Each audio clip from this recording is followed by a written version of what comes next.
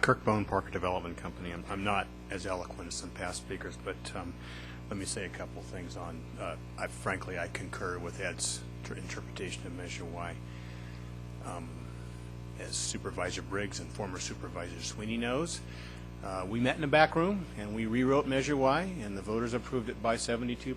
And frankly, part of that conversation, and I'm happy to turn this over to Briggs or Sweeney, was that if we could live with Measure Y, we wouldn't fight in the future. Is that correct? I mean, I don't get to ask the questions here, but we concur with Knapp's conclusion. It's identical to the agreements that we structured when myself, Bill Center, Jim Moore, Mike Cook, Lou Green, Jack Sweeney, Ron Briggs sat in one of these little rooms, private little room, backdoor rooms back here, by the way, and rewrote Measure Y for 2008. That's what happened, and frankly, that's the only backdoor room deal that I've been involved with here. And I'm sorry that it's mischaracterized. You know, there's one other thing here that I want to say. It's a little bit off topic, but for some reason there is, in this conversation that we're having right now, there is a diminution of the importance of construction jobs. Clearly they're not jobs that are going to be at Intel where a guy's got a PhD and he's working for the next 45 or 50 years and making $200,000. But I would suggest to you, Brian, you might ask your brother how important those construction jobs are to the people who work for him. They don't last forever, but there's a lot of them. I would suggest you call Mark Hemington, who's the largest landscaper in the region, whose offices are in Cameron Park, how important those construction jobs are to him. I would suggest you go to the engineers who practice in this county, who do surveying work, for example, how important those construction jobs are to them.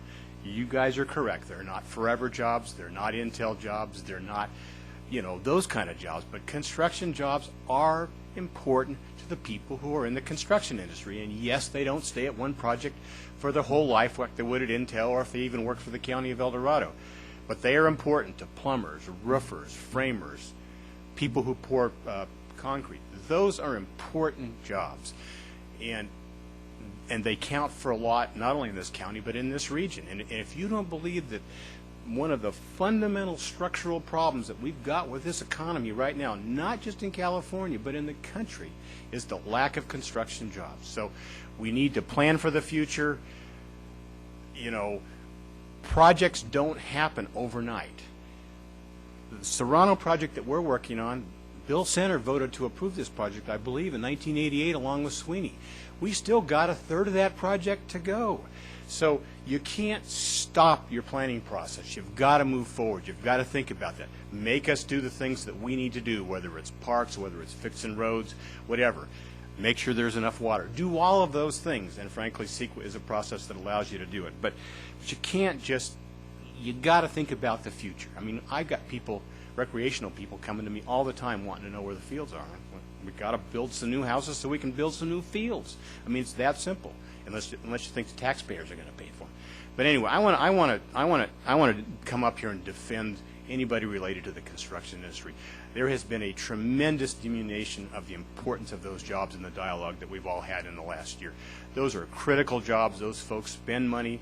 They buy Cokes in this community. They buy hamburgers in this community. They go to Raley's in this community. Those are significant and important jobs, and let's not forget those. And let me just say one more thing. We will comply with Measure Y. That's the deal that I made with Briggs and Sweeney in 2008, and we will comply. Thank you.